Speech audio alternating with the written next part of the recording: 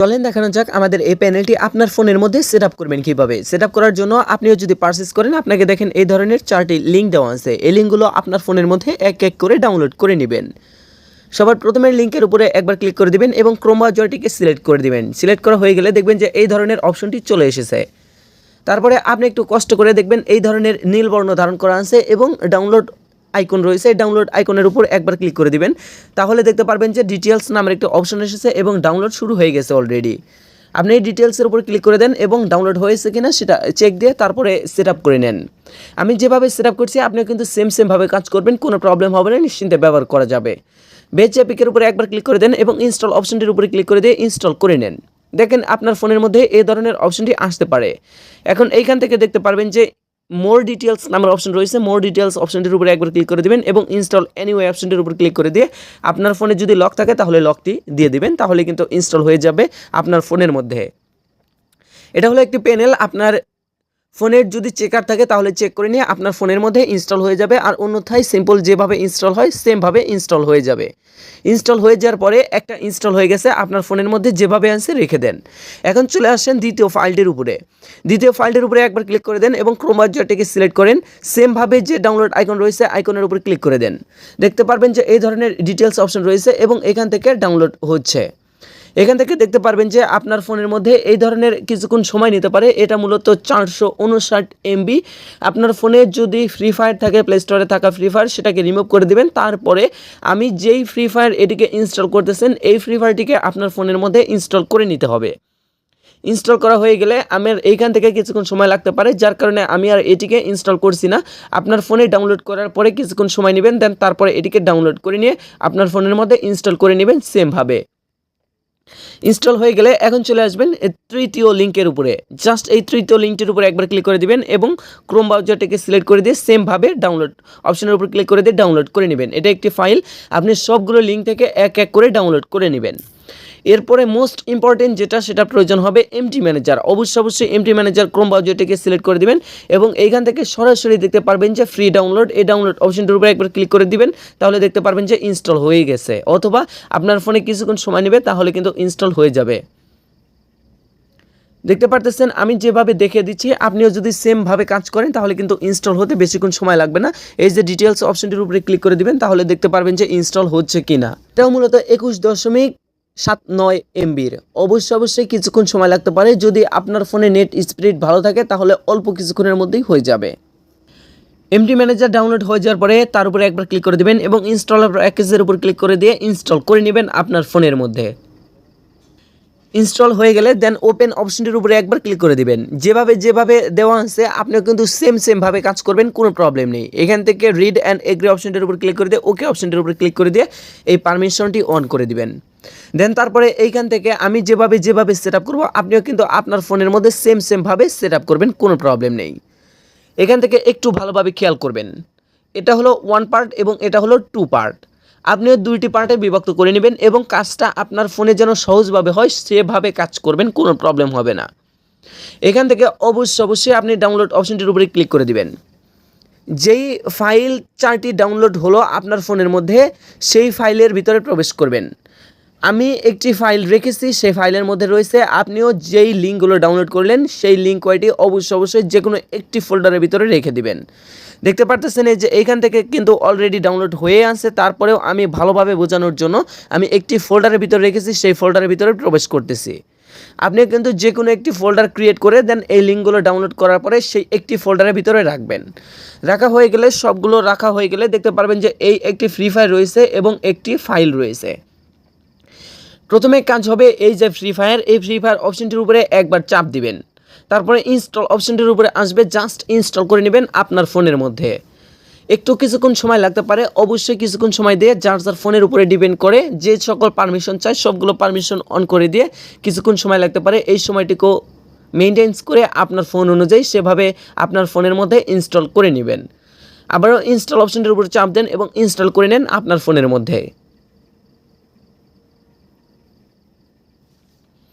Installer প্যাকেজের উপর click করে দিয়ে ইনস্টল অপশনটির উপরে চাপ দেন, তাহলে দেখতে পারবেন যে আপনার ফোনের মধ্যে অনায়াসে ইনস্টল হয়ে গেছে। ইনস্টল হয়ে গেলে জাস্ট ওপেন অপশনটির উপরে একবার ক্লিক করে দিবেন। অথবা ইনস্টল হয়ে গেলে আপনার কোনো কাজ নেই, এইখান থেকে ভিউ অপশনটির উপরে ক্লিক করে দিতে পারেন, অথবা ইনস্টল হয়ে গেলে জাস্ট ফাঁকা জায়গায় চাপ দিয়ে এই অপশনটির মধ্যে চলে আসবেন। চলে আসার পরে এখন প্রথম পার্টের কাজটা হবে ফাইল সেটআপ দেওয়া। তার আগে একটা কথা বলে রাখি, আপনার ফোনের মধ্যে যেই ফ্রি ফায়ারটি ইনস্টল করলেন আমার দেওয়ার লিঙ্ক থেকে, সেই ফ্রি ফায়ারের মধ্যে প্রবেশ করবেন এবং যে কোনো একটি আইডি আপনার ফ্রি ফায়ারের মধ্যে সেটআপ করে নেবেন। সেটআপ হয়ে গেলে এইখান থেকে যেই ফাইলটি রয়েছে সেই ফাইলটির মধ্যে চলে আসবেন। এই যে দেখতে পারতেছেন উপরে একটি ফাইল রয়েছে, ফাইলটির উপরে একবার ক্লিক করে দিবেন। ক্লিক করে দিলে দেখতে পারবেন যে এই পাশে একটি ফাইল অপশনটি চলে এসেছে। জাস্ট প্রথম পার্টের কাজটি শেষ, এখন এইখান থেকে রেখে দিবেন।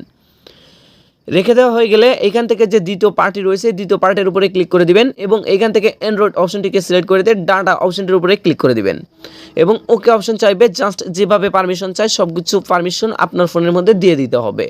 তারপরে এইখান থেকে যেই ফ্রি ফায়ারটি আমার দেওয়া লিঙ্ক থেকে ইনস্টল করলেন সেই ফ্রি ফায়ারের মধ্যে এইখান থেকে একটু কষ্ট করে খুঁজে বের করে সেই ফ্রি ফায়ারের উপরে একবার চাপ দিবেন। তাহলে দেখতে পারবেন যে এই পাশে একটা ফাইল অপশন চলে এসেছে এবং এইখান থেকেও একটা ফাইল অপশন চলে এসেছে। জাস্ট প্রথম পার্টের যে ফাইলটা রয়েছে প্রথম পার্টের ফাইলের উপরে একবার ট্যাপ করে ধরবেন, জাস্ট এক্সট্রাক্ট হেয়ার অপশনটির উপরে ক্লিক করে দিয়ে ওকে অপশনটির উপরে একবার চাপ দেবেন। তারপরে এই যে ফাঁকা ঘরের মধ্যে চাপ দিয়ে ওকে অপশনটির উপরে একবার চাপ দিবেন এবং এখান থেকে পাসওয়ার্ড চাইবে।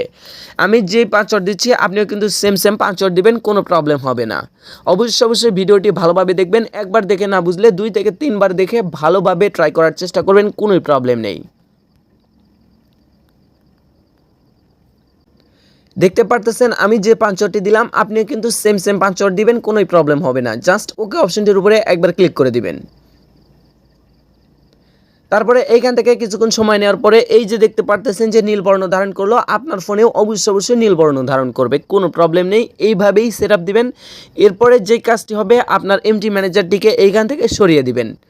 সরিয়ে দেওয়া হয়ে গেলে অবশ্যই সবার প্রথমে যে প্যানেলটিকে ডাউনলোড করলেন সরাসরি চলে যাবেন প্যানেলের ভিতরে এবং ইউজার নেম এবং পাসওয়ার্ডটি বসিয়ে দিবেন। আমি যেভাবে বসিয়ে দিচ্ছি আপনিও কিন্তু সেমভাবে বসিয়ে দিবেন, কোনো প্রবলেম নেই। আমার মতো করেই ইজিলি আপনার ফোনে টাইপ করে বসিয়ে দিতে পারবেন। THEBAMBI অবশ্যই সেম পাসওয়ার্ডটি আপনিও দিবেন, কোনো প্রবলেম হবে না, ইজিলি ব্যবহার করা যাবে।